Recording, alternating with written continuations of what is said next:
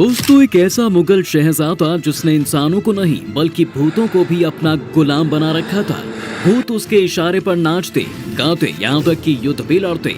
ये सुनने में जितना अटपटा है उतना ही काला सच है इसका। इतिहास आज भी इस सच की गवाही देता है कि जब वो एक नहीं, दो नहीं बल्कि 40 भूतों के साथ एक किला जीतने निकल पड़ा था। वो किला जिसे जीतने के लिए मुगलों ने भी जान लगा दी थी।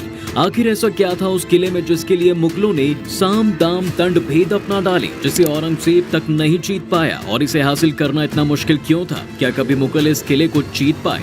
जानने के लिए इतिहास के पन्नों को फिर से पलटना होगा। दोस्तों, ये है महाराष्ट्र का एक छोटा सा जिला नांदेड़, और यहाँ से करीब 38 किलोमीटर दूर चलने के बाद आता है मनियाड नदी का वो तट, जहाँ पर बसा हुआ है एक खूबसूरत सा शहर कंधार, जो पहाड़ियों से घिरा हुआ है। ये शहर महाराष्ट्र के राष्ट्रकूट राजवंश से लेकर हिंदू, मुस्लिम, बौद्ध और जैन हर धर्म का इतिहास अपने अंदर समेटे हुए है। कंधार का किला भी यहाँ की एक खासियत है। हालांकि अब वो काफी पुराना हो चुका है और बूढ़ा भी, लेकिन इस किले ने कई लड़ाइयाँ देखी हैं। इस पर कई राजवंश ने शासन किया है, जिसमें से महाराष्ट्र के राजवंश यानी राष्ट्रकूटों के अलावा सिकंदर, चंद्रगुप्त और दिल्ली सल्तनत भी शामिल है। यानी 24 एकड़ भूमि पर फैले इस किले पर सन 1840 तक किसी न किसी का कब्जा रहा है। एक बार तो भूतों के जरिए भी इस शाही किले को जीतने की कोशिश की गई थी। इसकी भी एक मजेदार स्टोरी है। ये उस दौर की बात है जब आगरा पर शाहजहां का शासन था, जिसे वो जीतना चाहते थे। इस पर कब्जा करना मानो मुगलों का सपना बन चुका था।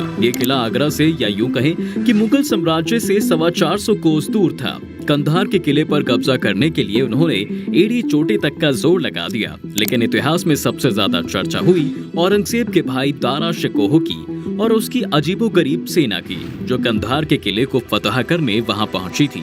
कहा जाता है कि इस सेना में सैनिकों के अलावा आत्मा और भूत प्रेत भी थे। सबसे पहले सपने को पूरा करने का बीड़ा शहजादे दारा शिकोह ने उठाया। साल 1639 में जैसे ही उसे पता चला कि कई ईरानी शासक कंधार पर कब्जा करने की फिराक में हैं, तो दारा वहां हमला करने पहुंच गया। लेकिन शाहजहां ने उसे वहीं रोक दिया। शाहजहां को दारा से खास लगाव था और उसे ये बात मालूम थी कि दारा उस जंग को लड़ने लायक है नहीं। यही वजह थी कि शाहजहां ने उसे बिना जंग लड़े ही वापस बुला दिया। फिर ये कमान शहजादे औरंगजेब ने संभाली और अपने 50,000 सैनिकों के साथ कंधार पर चढ़ाई कर दी। कई महीने तक लड़ाई चलती रही और मुगल आमने सामने की लड़ाई में पर्शियन से जीत गए, जबकि पर्शियंस की संख्या दोगुनी थी। लेकिन मुगल सल्तनत की तोपें कंधार की मोटी दीवारों को नहीं तोड़ सकी। औरंगजेब 1 महीने तक किले की घेराबंदी करके बैठा रहा, लेकिन सर्दी की वजह से ज्यादा दिनों तक वहां बैठना पॉसिबल नहीं था, जबकि किले में घिरे हुए लोगों को पर्शियन से मदद मिल रही थी। ऐसे में मुगल सेना पीछे हट जाती है, जिसमें 3000 सैनिक और हजारों मवेशी मारे गए। 9 जुलाई 1652 को औरंगजेब खुद थक हार कर वापस लौट आया। ऐसा नहीं था कि मुगलों ने अब हार मान ली थी। वो अलग बात थी कि उन्हें सफलता नहीं मिली, लेकिन अभी जोश भी कहां ठंडा हुआ था। दरअसल औरंगजेब की हार के बाद शहजादे दारा शिकोह ने दोबारा कंधार जाने का फैसला लिया, वो भी भूतों के सहारे। जी हाँ, मुगल सल्तनत में दारा शिकोह को एक सैनिक की तरह नहीं बल्कि एक सूफी के तौर पर देखा जाता था। उस दौर में जब कोई सूफी तलवार उठाता था तो उसे गंभीरता से लिया जाता था। इस बार मुगल सल्तनत और दूसरे देशों को लग रहा था कि कोई चमत्कार जरूर होगा और वो कंधार पर फतह करके ही वापस लौटेंगे। लेकिन दारा के साथ सबसे बड़ी दिक्कत थी उनका जरूरत से ज्यादा भावुक और अंधविश्वासी होना। उसे शास्त्रों का ज्ञान था और हिंदू धर्म से भी लगाव था। इसी लगाव के कारण मुस्लिम धर्मगुरु उससे नाराज रहते थे। कुछ लोग उसे पंडित जी कहने लगे थे तो कुछ काफिर। सूफी संतों की संगति में रहने की वजह से उनकी सोच भी मुगलों से बिल्कुल अलग थी। इसलिए कंधार रवाना होने से पहले शहजादा दारा शिकोह काबुल के दौरे पर पहुंचे। मज़ार शरीफ के दर्शन किए। यहाँ उन्होंने महफिल जमा रखी थी। तभी 2 फकीर आकर वहाँ चुपचाप बैठ गए। कुछ देर बाद उनमें से एक ने चिल्लाकर कहा, वह देख पा रहा है कि ईरान में इस समय क्या चल रहा है। ईरान का शहंशाह शाह अब्बास खत्म हो चुका है। इसी बीच दूसरा फकीर चिल्लाया और कहा, मुझे भी कुछ ऐसा ही दिखाई दे रहा है। ये सुनने के बाद तो दारा की हिम्मत मानो 7वें आसमान पर पहुंच गई। उसने अपने मन में ये बात बिठा ली थी कि अब्बास की कहानी अब खत्म हो चुकी है और उसे भी ये सब दिखाई दे रहा है। वहीं दारा पहले ही कंधार में हमले की तैयारियां शुरू कर चुका था। उसने लाहौर में राशन इकट्ठा किया और साथ ही 70,000 सैनिकों की भर्ती भी शुरू कर दी। लेकिन उसके अंधविश्वासी का असर उसकी युद्ध की तैयारियों पर पड़ रहा था और इसी अंधविश्वासी के चलते उसने अपनी सेना में ऐसे मौलानाओं की भर्ती की जो जीत की दुआ पढ़ने का काम करते थे। इसके अलावा दारा ने सेना में ऐसे जादूगरों की भर्ती की जो दुश्मनों के अनाज में कीड़े पैदा कर दे, दुश्मनों की सेना में फूट डालने का काम कर दे और इसी अंधविश्वास के साथ दारा ने कंधार की तरफ बढ़ना शुरू कर दिया। उसकी सेना में जादू टोना करने वालों के साथ ऐसा तांत्रिक भी था जिसे 40 भूतों प्रेतों का शहंशाह कहा जाता था, जिसका नाम था इंद्रगिरी। उनका मानना था कि तांत्रिक उन प्रेतों के जरिए परकोटे के दीवार को खाई में गिरा देगा, जिससे जंग जीतना आसान हो जाएगा। दरअसल परकोटा वो दीवार थी जिसे पुराने समय में शहर के चारों तरफ बनाया जाता था ताकि बाहर से होने वाले किसी भी हमले से बचा जा सके। तांत्रिक का कहना था कि पहले उसे कंधार के किले के अंदर जाना होगा, तभी वह भूतों को दीवार गिराने का ऑर्डर दे सकता है।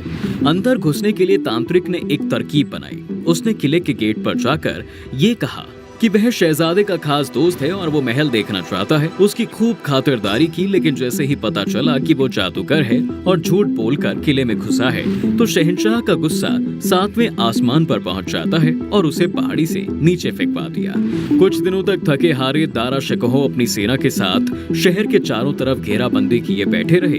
अब 2 महीने बीत चुके थे, तभी दारा के पास एक और जादूगर पहुंचता है जो पहले वाले से भी महान था।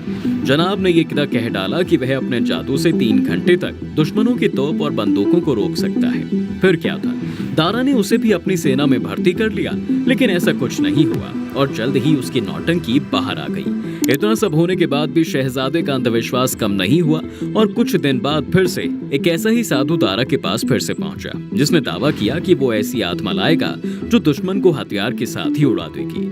एक के बाद एक ऐसे कई लोग दारा के कॉन्टैक्ट में आए और वो भी सभी को मौका देते ही चले गए। जो भी हो, दारा ने अपने अंधविश्वास से ही सही, लेकिन उसने कंधार के आसपास के इलाकों पर कब्जा जरूर कर लिया था और देखते ही देखते अप्रैल 1653 ई में उसने कंधार के किले को घेर लिया। यहाँ तक कि किले की दीवारें भी तोड़ दी गई, लेकिन पर्शियंस की तोपें फिर से मुगलों से बेहतर साबित हुई। दारा शिकोह तब तक घेराबंदी करता रहा जब तक उसका गोला बारूद खत्म नहीं हो गया, लेकिन उसके सारे जादू टोने, सारे आडंबर धरे के धरे रह गए और उसकी भूतिया सेना ने भी कंधार के किले के सामने घुटने टेक दिए और आखिर में उसे भी अक्टूबर में वापस लौटना पड़ा। इसके बाद कंधार पर्शियंस के हाथों में ही रहा। औरंगजेब जब बादशाह बना तो उसने इसे जीतने की कोशिश ही नहीं की। शाहजहां ने इन हमलों में लगभग 12 करोड़ रुपए और अपने हजारों सैनिकों को खो दिया। मुगलों की हार का मेन रीजन उनकी कमजोर तोपें ही थी, इसलिए मुगल किले के चारों ओर की दीवारों को नहीं तोड़ सके, जबकि पर्शियंस के पास तलवार तोपों का बड़ा भंडार था। इसके अलावा मुगल सर्दियों के दौरान ज्यादा दिनों तक वहां नहीं रह सकते थे। बताया जाता है दोस्तों कि कंधार पर्शियंस और मुगल साम्राज्य की सीमा पर स्थित था, जो जाहिर सी बात है कि दोनों साम्राज्यों के लिए ये पॉलिटिक्स और इकोनॉमी के रूप से इम्पोर्टेंट भी था। इस पर जिसका भी कब्जा होता था उसे दूसरे पर अटैक करने में आसानी होती। वहीं आर्थिक रूप से यह पूर्व और पश्चिम के बीच व्यापार का मुख्य केंद्र था। इस वजह से दोनों के बीच हमेशा ही इसे लेकर विवाद चलता रहा। इसको लेकर कई लड़ाइयां हुई, खासतौर पर उस समय जब भारत में मुगलों का शासन था, क्योंकि तब दोनों ही साम्राज्य शक्तिशाली थे। कभी मुगल तो कभी पर्शियन इस किले के ओहदेदार बदलते रहे। सबसे पहले 1522 ई में इस पर बाबर ने कब्जा किया, फिर हुमायूं की मौत के बाद 1558 ई में पर्शियंस ने इसे हथिया लिया। साल 1649 ई तक ये रोटेशन यूं ही चलता रहा और अब इस पर पर्शियन साम्राज्य का ध्वज लहरा रहा था। भले ही मुगलों ने हार मान ली थी, लेकिन इस किले को फतेह करना इतना आसान भी नहीं था। दरअसल किले की सेफ्टी के लिए इसके चारों तरफ एक खाई खोदी गई थी। इस खाई की दीवार की मोटाई करीब 12 फीट थी। पानी को रिसने से रोकने के लिए इन दीवारों को मोटा बनाया गया था। वहीं इसकी चौड़ाई 100 फीट और गहराई 50 फीट थी। हालांकि अब गाद जमने की वजह से इसकी गहराई कम हो गई है। कंधार किले के चारों तरफ जो दीवारें बनाई गई थी, बाहरी दीवार 120 फीट ऊंची और 12 फीट चौड़ी है। वहीं भीतरी दीवार 150 फीट ऊंची और 12 फीट चौड़ी है। भीतरी और बाहरी दीवार के बीच की दूरी 15 फीट रखी गई थी। इसके अलावा किले के दरवाजे लोहे के बने थे और इस पर बड़ी बड़ी कीलें लगाई गई थी। इस वजह से इसे लोहबंदी दरवाजा कहा जाता था। ये गेट 12 फीट ऊंचा और 10 फीट चौड़ा था। हालांकि आर्कियोलॉजी डिपार्टमेंट ने अब ये लोहे का नया गेट बनवाया है और उस पर ताला भी लगा है। जिस कंधार के किले को लेकर इतना घमासान युद्ध हुआ कि आप भी इस किले को देखना चाहते हैं, कमेंट जरूर करें। वीडियो को लाइक, शेयर और चैनल को सब्सक्राइब करना बिल्कुल ना भूलें।